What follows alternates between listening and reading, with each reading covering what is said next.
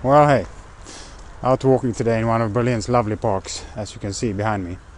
Got a question sent in through our Facebook account from Pierre Feltsen, shareholder in us, who wants to know if there should be any concern now that Trump was elected President of the United States.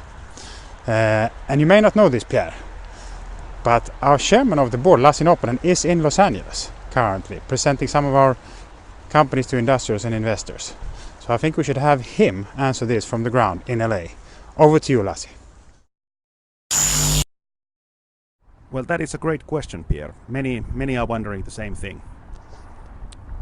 Public policy here in the US is set on three different levels. We have the federal level, state level, and the county level. And the states are very independent, and even counties have a big role in deciding the direction of the society. And now this presidential election may or may not affect policy on the federal level, but here in California, for example, the state and Los Angeles County are very committed to transferring into this what is called low carbon society, and nothing about the election will change that commitment.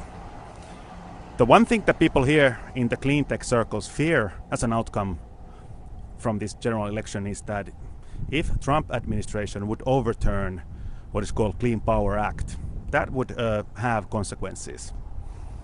Clean Power Act has given incentives and thresholds for emissions and incentives for building clean production here in the US, and should that be overturned, then those incentives would go away. California would stay committed, but other states probably would develop clean energy production at a slower pace. The curiosity about this thing is that the biggest party that would suffer from that would be the United States economy, because Europe and China and the rest of the world are very committed to developing clean technologies and transferring into clean energy. The United States economy, United States could not get such a leadership position in this technology area as they could otherwise if they decide to turn back clock. However, I have not heard anybody here seriously been worried about coal coming back as an energy source, even if this Clean Power Act is overturned, but it would give an extended lifespan for natural gas as a power source, and that would delay development of truly clean technologies.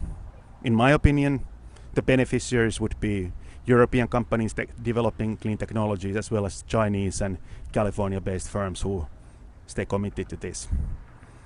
Having said that, I am not at all so certain that these dramatic negative changes to the federal policy will come, because Mr. Trump, after he won the election, has actually stepped back in many other policy areas from his campaign speech. In immigration and healthcare, he has taken much more modest positions, and I wouldn't be surprised if the same happened with energy and clean tech matters.